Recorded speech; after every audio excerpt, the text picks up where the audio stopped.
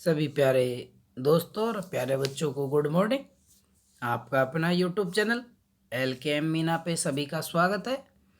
तो प्यारे दोस्तों, आज की वर्कशीट हमारी शिक्षा निदेशालय राष्ट्रीय राजधानी क्षेत्र दिल्ली और विषय हमारा हो गया हिंदी और पाठ का नाम है हिमालय की बेटियां, जो पिछली वर्कशीट में भी हमने पढ़ा था, तो उसी को कंटिन्यू करेंगे। और कार्यपत्र 11 और आज की तारीख 3/11/2020 मंगलवार का दिन है, ट्यूसडे। ठीक है बेटा। और ये कक्षा 7 के बच्चों के लिए सभी प्यारे बच्चे अपना यहाँ पे नाम लिखे और यहाँ पे अपने कक्षा अध्यापक का नाम लिखे।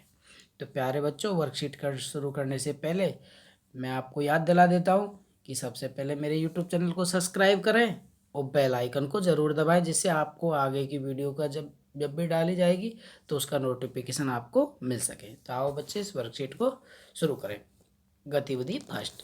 प्यारे बच्चों, अपने आप को नदी मानते हुए, वो कह रहा है कि अपने आप को नदी मानते हुए एक पत्र के माध्यम से सभी देशवासियों से आप निवेदन करेंगे कि वे आप वो जल को साफ सुथरा रखने में आपकी मदद करें।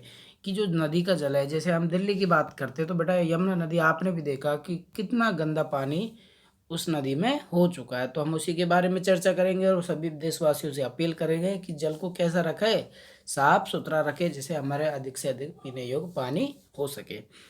तो मैं इस पत्र को आपको लिख के बताता हूँ, तो आप इसे अच्छे से समझेंगे, क्योंकि ये हमारी एग्जाम, आपको भी पता है, 5 से या 8 नंबर या 10 नंबर का भी पूछ लिया जाता है। जैसे 6वीं क्लास में 5 नंबर का, तो और 7वीं 8वीं क्लास में या 8 नंबर का भी 5 नंबर का भी पूछ लिया जाता है। ठीक है, ऐसे ही 9वीं से 10वीं में ये पत्र बेटा आपका धीरे धीरे 8 या 9 या 10 नंबर का होता चला जाता है। जिस माध्यम से जैसा पत्र होगा वैसे आपके इसके नंबर होते हैं। ओके बेटा, तो मैं आपको ये लिख के बता रहा हूँ, आप इसे अच्छे से समझेंगे। ओके, और इसमें अगला क्वेश्चन है बेटा हमारा कि गतिविधि 2 में है कि निम्नलिखित नदियाँ जो जिन जिन राज्यों से गुजरती है तो उनके भी नाम लिखें।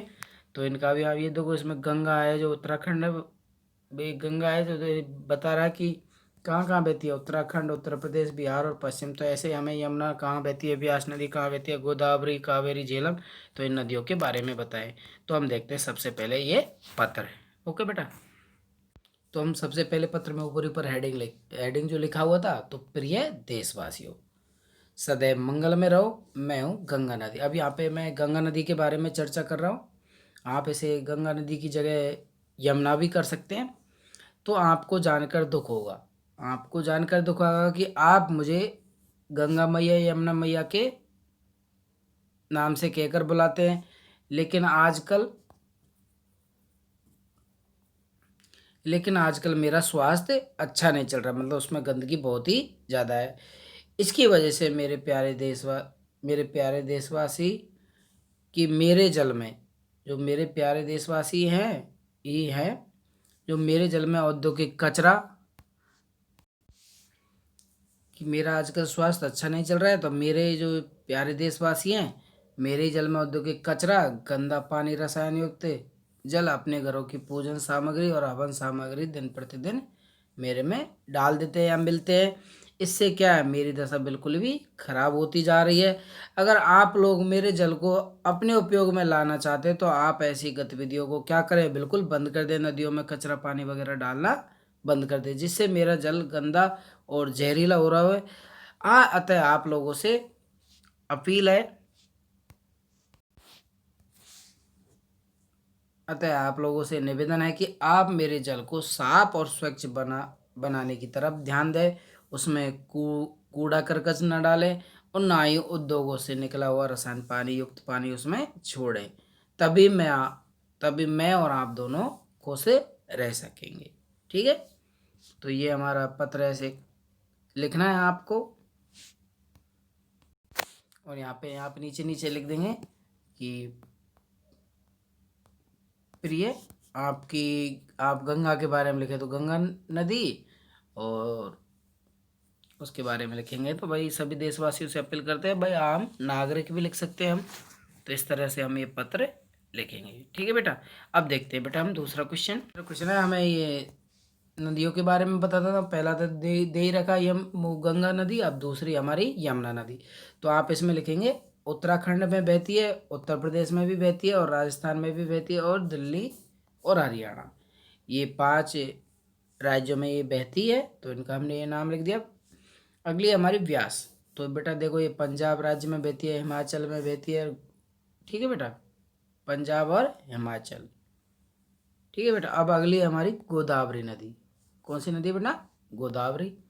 तो गोदावरी नदी के बारे में लिखेंगे कि महाराष्ट्र में, तेलंगाना में, छत्तीसगढ़ और आंध्र प्रदेश और पांडिचेरी में भी ये बहती है, ठीक है, पहली, दूसरी और तीसरी नदी गोदावरी, ठीक है बेटा। इस तरह से हम इसे लिखेंगे। अब देखते हैं हमारी चौथी नदी कौन सी।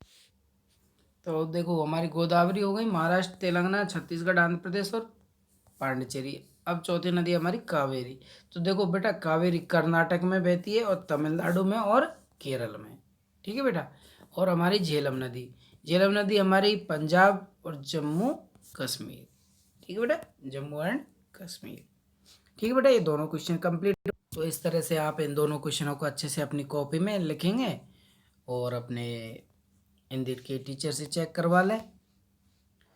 तो प्यारे बच्चों, मैं आशा करता हूँ कि आपको ये वर्कशीट इस वीडियो के माध्यम से अच्छे से समझ में आई होगी।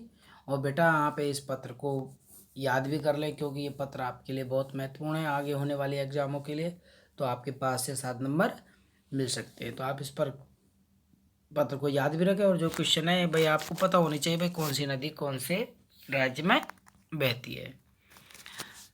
तो प्यारे बच्चों, कोविड-19 महामारी चल रही है, तो सभी बच्चे सुरक्षित रहने के लिए मास्क ज़रूर पहने। आगे मिलते हैं अगली वीडियो के साथ। जब तक सभी बच्चे अपना ख्याल रखें। Tata, bye bye.